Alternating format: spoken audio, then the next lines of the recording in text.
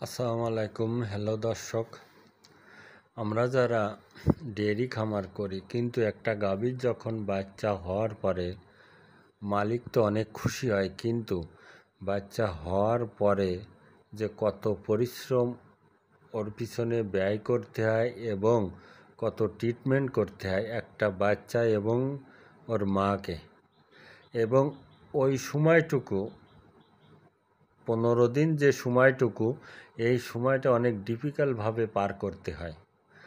বাচ্চাকে কোনোভাবে স্যাঁতসেঁতে জায়গায় রাখা যাবে না। আবার আমরা অনেকে মনে করি যে বেশি দুধ খাওয়ানো, আসলে বেশি দুধও খাওয়ানো যাবে না। বাচ্চার লাইভ ওয়েট হিসেব করে দুধ খাওয়াতে হয়। যদি আপনার বাচ্চা গাভীর যে বাচ্চা যদি 30 কেজি হয়, তাহলে 10 লিটারের জন্য 1 লিটার, তাহলে 3 দিনে 2 বার দুধ খাওয়াতে হবে। 1.5 লিটার করে 3 বার দুধ খাওয়াতে হবে। যখন আপনি দেখবেন আপনার বাচ্চার গ্রোথ আস্তে আস্তে বড় হচ্ছে, ওই 3 লিটারই এনাফ, আর লাগবে না। কিন্তু বাচ্চা যখন বড় হবে তখন আপনি ওর বাড়তি খাবার দেওয়া শুরু করতে হবে। এবং প্রথমত বাচ্চার জন্য কোনোভাবে ঠান্ডা না লাগে সেদিকে খেয়াল রাখতে হবে, কারণ এখন ঠান্ডা লাগার সাথে সাথে একটা নিউমোনিয়ার দিকে চলে যায়। আমার একটা গাভীর বাচ্চা গতবার এরকম নিউমোনিয়া হওয়ার কারণে বাচ্চাটা মারাও গেছিল। আমরা বলো, আবার যারা প্রান্তিক খামারি আছি তারা সবসময় বাছুরকে এভাবে ছেড়ে রেখে দিই ওর মার কাছে। আসলে রাখা ভালো, কিন্তু যেন দুধ অতিরিক্ত না খায়। যখনই ও দুধ অতিরিক্ত খাবে তখনই পাতলা পায়খানা করবে। পাতলা পায়খানা করা মানেই বাছুরটা নষ্ট হয়ে যাওয়া এবং এমনকি অবস্থায় মারাও যেতে পারে। এই জন্য এই সময়টুকু আপনাকে অবশ্যই ভালোভাবে বাচ্চাকে ট্রিটমেন্ট করতে হবে। স্যাঁতসেঁতে জায়গায় যাতে না থাকে, ঠান্ডা না লাগে সেদিকে খেয়াল রাখতে হবে। দুধ পরিমাণ মতো খাওয়াতে হবে। এবং আরেকটা কথা হলো যে গাভী যখন বাচ্চা দিবে তখনই গাভীর পরিচর্যা অনেক বেড়ে যায়।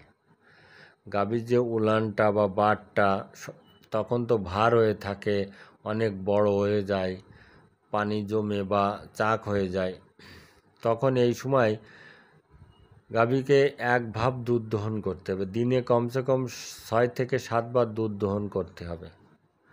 আর একটা কথা হলো যে ওই বাটে আপনি সরিষার তেল এবং কর্পূর মাখায় দিতে হবে, একটু ম্যাসেজ করতে হবে, দুধ দহন করার সময় একটু ম্যাসেজ করতে হবে, যাতে ওই চাকটা আস্তে আস্তে কম হয়ে আসে।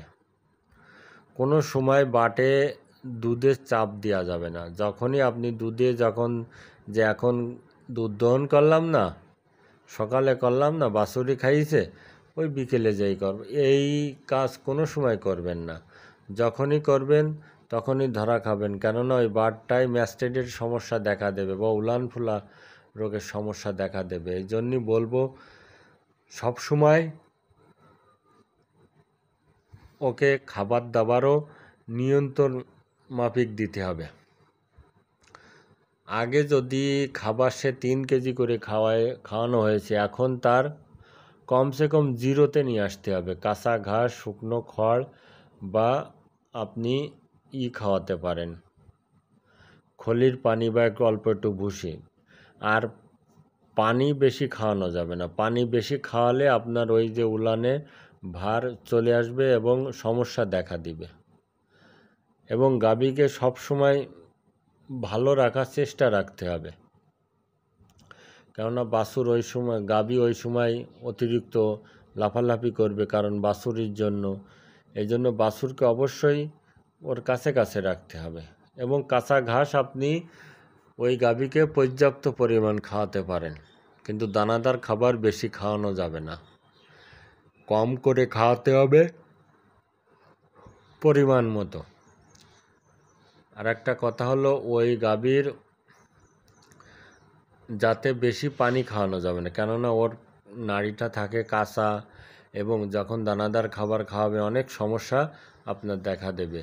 এটা সবসময় খেয়াল রাখতে হবে। আর যে বাটের কথা আমি বলছিলাম, বাট অবশ্যই আপনি যখনই দুধ দহন করবেন তখনই ম্যাসেজ করবেন, দেখবেন আস্তে আস্তে ভালো হয়ে যাবে। আমরা যারা প্রান্তিক খামারি এটা বলো জানি না। খুদা হাফেজ।